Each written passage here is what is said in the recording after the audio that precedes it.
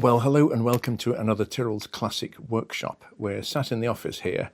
We've had a bit of a deputation from the Bentley Factory at Crewe today, haven't we?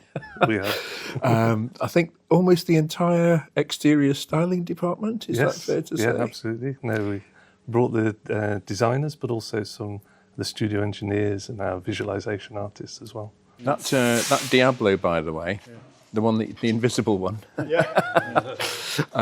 That's the only red right-hand drive SE30 ever built. Lamborghini was being taken over by Chrysler around 1990. Lamborghini went to Marcello Gandini as he designed the Countach. They thought it would be, they thought he would do a good job of the Diablo. And he came up with something that looked sort of like the Chisetta V16. Right, yes. And Lamborghini Chrysler didn't like it, so they got their stylists to redesign it. Oh, right. So a lot of the Diablo you're looking at is actually Chrysler styling. Interesting. So I think 18, 19 people, Yes. something like that, including yourself, which is lovely. And I just got an email saying, would you mind? And obviously I've got a relationship with Crewe going back a long time, and it's nice to invest in and further that relationship. Yeah. So thank you for coming. Thank you. I need to introduce this gentleman. No problem. Robin Page, who is the Director of Design at Bentley. Yes. Is that the correct job? Design director. So I look after basically the future design language for the company, and also run the department that includes exterior designers, interior, colour material, UX designers, studio engineers, model makers. So it's a whole team working together to create Bentley's future. Right, and that's about 50 people, I gather, isn't it? It's actually more than that. I think we're about 120. Really? Yeah. And it's we also now not only look at car design, but what we call holistic design. So we're involved in residences, furniture design, the brand itself, the apps, basically the whole customer journey from their first connection with the brand all the way through to the product itself, and even furniture and homes now. So really? Exciting. So if you want some new furniture, we'll sort you out here. Oh, thank you. Okay, yes. IKEA plus. Absolutely. Nothing against IKEA or Bentley. What is your background then? How did you start out? Well, I come from Coventry, which was the capital of the car industry, and I actually live quite near Jaguar Factory. So I was inspired from the start to about car design. And at school, I was really interested in problem solving and art. My next door neighbour was a lecturer at Coventry University, and he said, "Why don't you come down, see what the students are doing?" And at the age of 12, I went down to the university, and I was just amazed. These guys sketching cars. I thought, that's it. That's what I want to do. Wow. And I did. He recommended to me to do an apprenticeship at Jaguar to learn the skills of engineering and to do fine art in the evening, and then put the two skills together and do my degree. And then I went from there to Rolls-Royce and Bentley. And then I was actually flown around the world, sitting with customers and literally illustrating their dreams and bringing it back to the factory, and then working with the craftsmen to create their one-off cars. So it was a really exciting period of time.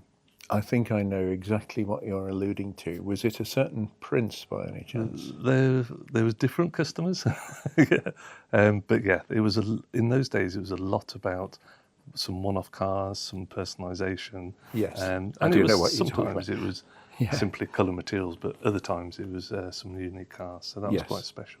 I've actually worked on some of those cars, strangely enough. Oh, cool. Four-door Continental Rs and things like that. Picking the best bits, and then you think, I can't get a door card out of it, or two. So, see, it's smooth there, grainy there, and this has got what's called a hand-washed-in terse in the leather. So they actually, to bring out the grain, this is on Connolly Vomol only, they put a black, it's a very skilled thing, they wash it with black so that the black goes into the grain. Just lovely. And it doesn't smell too bad either. It's quite strong, actually. Yeah. We've done it where we've hung all the hides up and done the smell test through the different ones. Yes. Really? Yeah, because it's super important, that first. I'll make a point of not asking you any embarrassing or incriminating questions But what is Bentley's EV policy for the next 10 years? You said you wouldn't ask that. Oh, sorry, so I did, yes. No, I mean, to us... That is a joke. I'm not expecting you to answer that in any way, shape or form whatsoever. But maybe I could ask you where you see car styling go. I mean, I was at the Goodwood Festival of Speed last weekend, and I had the pleasure of walking around with Julian Thompson, car stylist extraordinaire, and he introduced me to Massimo, who designed the new Audi, which is a very brutal, edgy design, isn't it? Where do you see cars going styling wise?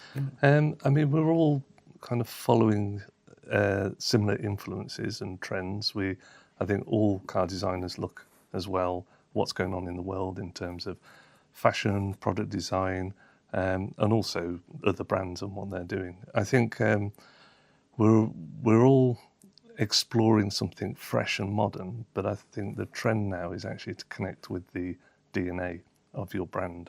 That's super important.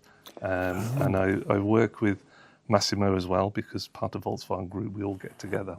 And a big part of all our work is creating strategies and keywords and key influences that really connect with our brand. So the designers understand that these are the principles that they need to follow to make sure that we do modern progressive design, but we capture the DNA elements of the brand. That's very interesting, because I have been involved with other manufacturers recently without just promoting or otherwise, but and they've all said the same thing. It's been like there's a change in the zeitgeist, that people are.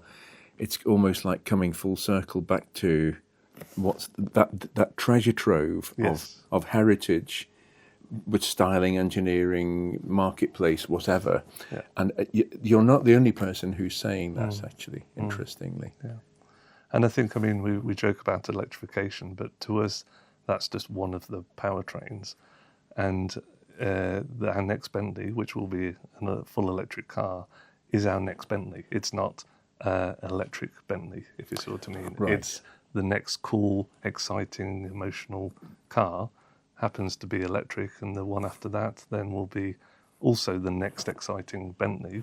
And it doesn't necessarily mean it's designed around the powertrain. It's really about capturing the form language and the heritage from the company, but in a modern way. Interesting. That's a very, very interesting insight into your world, actually. Depth door. Yeah.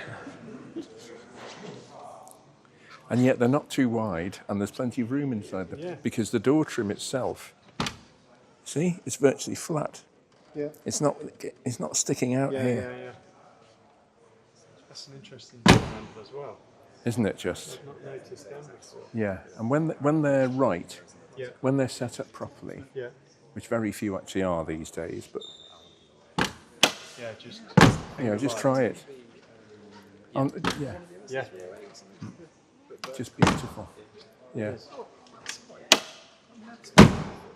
Yeah. You've got to close it with the right way, Yes. don't you? Yeah. Exactly. Yes. Has it been repainted recently? It looks A few years ago. This is the 23rd Mura built. This is a very early car. probably a better paint job than original, I would have thought. Quite possibly. Yeah. Because they weren't super quality back in the day, were they? Oh, just put it mildly. Yeah. This is a Lamborghini Tractor from 1960, and this was the top of the range, believe it or not. Is it? They did the 1R, 2R, 3R and 4R, and they had corresponding engines, so 1-cylinder, 2-cylinder, 3-cylinder, 4-cylinder. So this is a 3-litre 4-cylinder diesel, and these were very, very expensive. These were 2 million liras new, which was a fortune then. They were twice the price of the 2R. And they only made 283 of these, so this is a super, super rare tractor. It's a bold colour. That's the exact original colour scheme. It is. I mean, it's a Lamborghini, isn't it? So why not? The team seemed to enjoy themselves here very much today, I think it's fair to say. I hope they've had a few takeaways in terms of inspiration or whatever. No, you could see they were super excited. And I think all of us have got different maybe starting points where we were influenced by a certain car. And I think your fantastic garage has actually got the whole spread.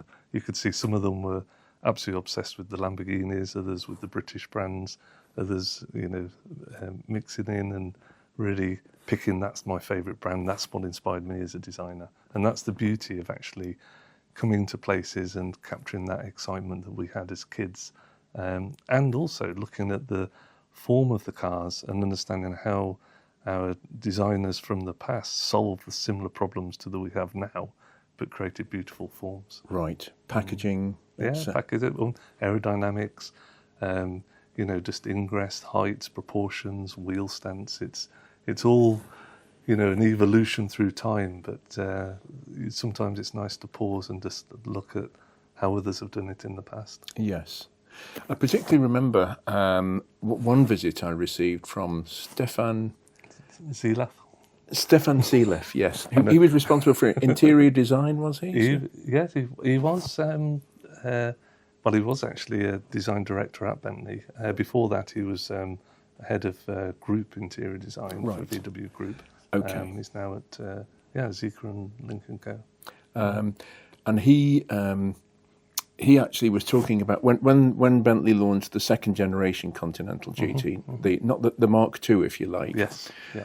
He was talking about the front end overhang and the position of the front wheels.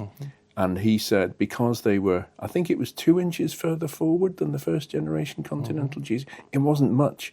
But he said the turn-in was actually more pronounced on the second generation, or they were able to engineer in a sharper turn-in just by moving the front wheels forward 2 or 3 inches. Yeah. No, I was there. I mean, I was the interior designer for the first and second generation GT, and obviously working with the team as well on the rest of the project.